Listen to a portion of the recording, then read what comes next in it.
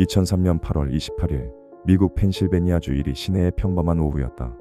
낮 2시 30분경 도심 중심가의 PNC 은행의 한 남자가 문을 열고 들어섰다. 그는 피자 배달복을 입고 있었고 손에는 기묘한 지팡이를 쥐고 있었다. 처음엔 아무도 그가 곧 도시 전체를 충격에 빠뜨릴 인물이라는 걸 눈치채지 못했다.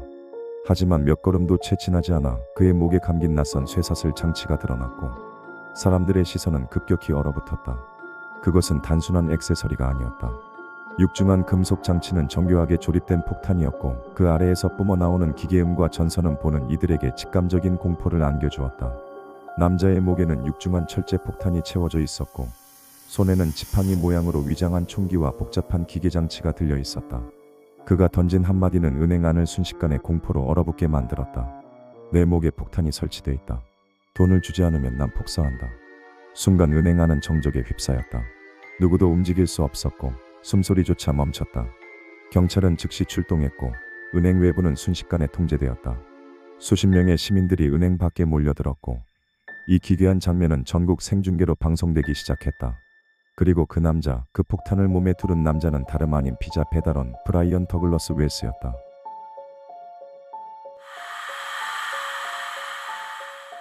브라이언 웰스는 1956년 펜실베니아 이리에서 태어났다. 그는 화목한 가정에서 자랐지만 어려서부터 조용하고 내성적인 성격 탓에 사람들과 잘 어울리지 못했다. 고등학교 졸업 후 이렇다 할 직업 없이 여러 직장을 옮겨 다니며 평범한 인생을 이어갔다. 30대가 넘어선 후 그는 동네의 작은 피자 가게에서 배달원으로 일하기 시작했다. 조용하고 성실한 성격 덕분에 동료들에게 좋은 평가를 받았지만 그의 삶에는 특별한 친구도 가족 외에 가까운 사람도 없었다. 그러던 2003년 8월 28일 오후 1시경 가게로 낯선 주소지에서 피자 주문 전화가 걸려왔다. 배달을 맡은 웰스가 도착한 곳은 도시에서 한참 떨어진 한적한 숲속이었다. 피자를 들고 기다리던 그를 맞이한 건 주문한 손님이 아니라 총을 든 괴한들이었다. 웰스는 평소와 다름없이 피자를 들고 외곽 도로를 따라 주행하고 있었다. 배달 요청이 들어온 장소는 주소만으로는 명확하지 않은 외진 지역이었고 주변엔 아무런 건물도 사람도 없었다. 길 끝에 다다른 그는 오두막처럼 보이는 허름한 구조물 앞에 차를 세웠다. 의심을 품기엔 배달을 자주 다니던 그는 익숙한 무심함으로 차에서 내렸다. 그러나 바로 그 순간 웰스는 복수의 괴한들에게 기습을 당했다. 그들은 총기로 무장한 상태였고 웰스는 별다른 저항도 하지 못한 채 바닥에 제압당했다. 손과 발은 결박되었고 입에는 재갈이 물렸다. 괴한들은 그를 끌고 오두막 내부로 밀어넣었다. 안쪽은 어둡고 좁은 공간이었으며 마치 실험실처럼 공구들과 전선, 납땜 흔적이 가득한 테이블이 놓여 있었다. 이 공간은 단순한 은신처가 아니라 처음부터 폭탄을 장착하기 위한 작업장이었던 것이다. 웰스는 거대한 철제 장치를 목에 채워줬고 잠금 장치는 몇 겹의 걸쇠와 타이머로 이루어져 있었다. 폭탄을 설치한 후 범인들은 장치가 어떻게 작동하는지를 설명하며 자신들의 계획을 밝혔다. 그들이 웰스에게 내민 것은 총 9쪽짜리 지시서였다. 지시서에는 그가 해야 할 행동이 단계별로 설명되어 있었으며 각 단계는 제한 시간이 설정되어 있었다. 첫 번째 미션은 PNC 은행에서 정확히 25만 달러를 요구하는 것이었고 이후엔 도시 곳곳에 숨겨진 단서를 찾아 다음 지령으로 이동해야 했다. 실패하거나 경찰에 붙잡히면 폭탄은 즉시 폭발한다는 협박 문구도 명시되어 있었다. 범인들은 웰스에게 지시서를 강제로 읽히게 하며 그가 내용을 이해했는지를 재차 확인했다. 이어서 그들은 지팡이 형태로 위장된 총기까지 웰스에게 들려주었다. 그 총기는 실제로 발사 기능이 있는 개조형 무기로 은행 직원들을 위협하기에 충분한 외관을 갖추고 있었다. 공포에 질린 웰스는 선택의 여지가 없었다. 그는 그들의 위협에 굴복한 채 그들이 준비해둔 차를 몰고 오두막을 떠났다. 한참을 주행한 끝에 그는 이리 시내로 진입했고 오후 2시 30분경 PNC 은행 주차장에 도착했다. 은행 안으로 들어선 웰스는 주변의 시선을 의식하며 천천히 접근했다. 그는 폭탄이 장착된 것을 일부러 노출시키지 않으려 했지만 결국 은행원이 그의 목 주변에 이상한 장치를 발견하고 경계를 보였다. 이에 웰스는 조심스레 종이 지시서를 꺼내 보여주며 돈을 요구하기 시작했다. 그는 공포에 떨며 말했다. 이건 장난이 아닙니다. 제 목에 폭탄이 있습니다. 돈을 주세요. 그래야 살 수 있습니다. 은행 직원들은 곧바로 비상 대응을 시작했고 경찰에 신고가 접수되었다. 그러나 현장에는 이미 시간이 촉박했다. 금고 개방은 제한되어 있었고 그가 요구한 25만 달러를 확보할 수는 없었다. 결국 은행은 약 8,702달러만을 건네주었고 웰스는 지시된 루트를 향해 급히 떠났다. 그는 첫 번째 지령 지점인 근처 TV 중계탑으로 향했지만 도착하기도 전에 경찰 차량이 그를 발견하고 체포했다. 체포 당시 그는 여전히 침착함과 공포 사이에서 혼란스러운 표정을 지으며 반복해서 말했다. 이건 진짜예요. 그냥 가만히 있으면 다 같이 죽을 수도 있어요. 제발 전문가를 불러주세요. 제발.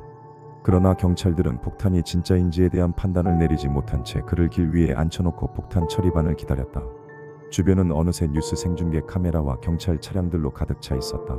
모든 시민의 눈이 웰스를 주목했다. 그의 얼굴은 공포로 창백하게 굳어 있었다. 그리고 오후 3시 18분 폭탄에서 갑자기 경고음이 울렸다. 삑삑 소리와 함께 웰스는 패닉 상태에 빠졌고 경찰과 시민들이 숨죽여 지켜보는 가운데 그의 목에서 폭탄이 폭발했다. 충격적인 광경에 현장은 비명과 혼란으로 뒤덮였다. 브라이언 웰스의 죽음은 곧바로 미국 전역을 뒤흔들었다. FBI는 긴급 수사에 착수했고 조사 과정에서 밝혀진 진실은 더욱 충격적이었다. FBI와 경찰은 사건 직후 조사에 착수했고 폭탄 장치와 지시서에서 발견된 흔적과 지문, 주변 인물들의 진술을 통해 마조리와 로스스타인을 범인으로 특정했다. 마조리 딜 암스트롱은 1949년 펜실베니아주 이리에서 태어난 여성으로 어렸을 때부터 남다른 지능을 보였다. 하지만 높은 지능과 달리 그녀는 폭력적이고 강박적인 성향으로 주변 사람들에게 두려움의 대상이었다. 성장 과정에서도 그녀는 정신질환으로 여러 차례 정신병원에 입원했고 약물 치료를 받기도 했다. 이런 그녀의 삶은 점차 범죄와 관계로 물들었다. 마조리는 이미 과거에 2명의 남편을 살해한 혐의로 수사와 재판을 받은 전적이 있었다. 1984년 그녀는 남편을 총으로 쏘아 살해했으나 당시 법원은 그녀가 자기 방어로 남편을 죽였다고 판단해 무죄를 선고했다. 이후 그녀의 연인 한 명이 불가사의한 죽음을 맞았고 이 사건에서도 그녀의 개입 의혹이 끊임없이 제기됐다. 이렇게 그녀의 인생은 의혹과 죽음의 그림자로 얼룩졌다. 윌리엄 로스스타인은 마조리와 오랜 친구이자 범죄 파트너였다. 로스스타인은 기계공학에 뛰어난 재능을 가진 인물로 복잡한 기계를 제작하거나 폭발물을 만드는 데 탁월한 능력을 보였다. 지능적인 그는 평소에도 정밀한 작업과 설계를 즐겼으며 지역 내에서는 머리가 좋고 손재주가 뛰어난 사람으로 평가받았다. 그러나 그의 이런 능력은 결국 잔혹한 범죄의 도구로 사용되었다. 두 사람은 오랜 친구 관계였으나 이들의 우정은 매우 기묘했다. 둘 다 경제적으로 심각한 문제에 직면했고 특히 마조리는 아버지로부터 받은 유산을 탕진하면서 막대한 빚에 시달리고 있었다. 결국 마조리와 로스스타인은 자신들이 처한 경제적 위기를 단번에 해결하기 위해 은행 강도라는 극단적인 계획을 세우게 된다. 이들의 범죄 계획은 처음부터 철저하고도 잔혹했다. 그들은 직접 은행을 터는 위험 대신 다른 누군가를 이용해 범죄를 실행하기로 했다. 그렇게 선택된 희생자가 피자 배달원 브라이언 웰스였다. 범인들은 웰스가 성격이 온순하고 저항할 가능성이 적다고 판단했다. 이들은 웰스를 불러낸 뒤 미리 설계하고 제작한 특수폭탄 목걸이를 그의 목에 채웠다. 로스스타인은 이 폭탄을 설계할 때 일부러 복잡한 해체 메커니즘을 만들어 폭탄이 실제로 해체될 가능성을 철저히 차단했다. FBI 조사 결과에 따르면 폭탄에는 무려 4개의 잠금 장치와 정밀한 타이머가 달려 있었으며 폭탄 처리 전문가조차 제한된 시간 내에 이를 해제하는 것은 불가능했다. 범인들은 웰스에게 치밀한 지시사항이 적힌 편지를 주었다.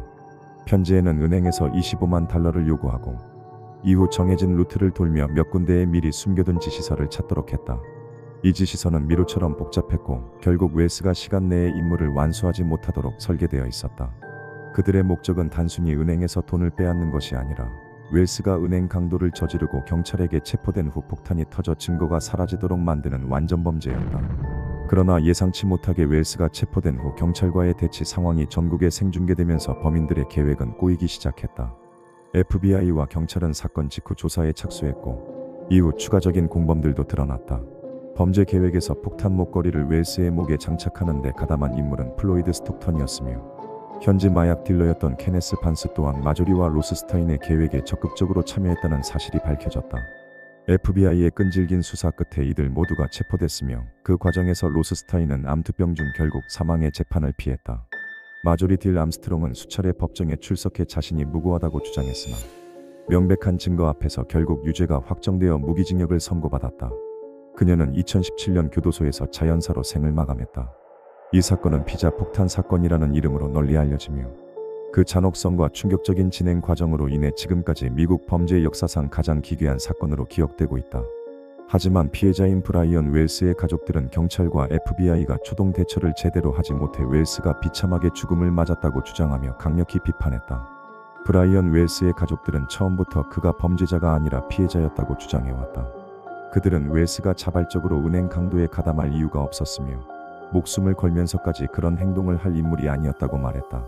특히 경찰이 그를 길바닥에 세워놓고 폭탄의 진위를 파악하는 데 시간을 지체하는 동안 아무런 방호 장치 없이 그대로 방치했던 점은 많은 비판을 받았다. 당시 영상을 시청한 수많은 시민들과 언론은 웰스가 구호 요청을 수차례 반복했음에도 경찰과 FBI가 지나치게 수동적이었으며 폭탄이 실제로 작동될 수 있다는 가능성을 간과했다고 지적했다. 특히 FBI는 폭탄 처리반이 현장에 도착하기까지 30분 이상이 걸렸고 그동안 웰스는 어떠한 보호 장비나 방호 조치도 받지 못한 채 일반 시민들과 언론 앞에서 사실상 생중계로 죽음을 맞이했다는 점에서 대응의 안일함에 대해 공식적으로 사과해야 했다. 이후 내부 감사와 조사가 진행되었고 몇몇 지침은 수정되었지만 그 어떤 조치도 브라이언 웰스를 되살릴 수는 없었다. 사건은 단순한 범죄를 넘어서 수사기관의 대응 시스템에 대한 근본적인 문제를 드러냈고 이후 미국 내 경찰 및 연방기관의 폭탄 위협 대응 프로토콜이 전면 재검토되는 계기가 되었다. 하지만 웰스의 가족은 여전히 그날의 기억을 잊지 못한다. 그들은 지금도 언론 인터뷰에서 말한다. 그는 단지 배달을 하러 나갔을 뿐이었다. 그런데 시신으로 돌아왔다. 누가 우리에게 이 죽음을 설명해 줄 수 있는가?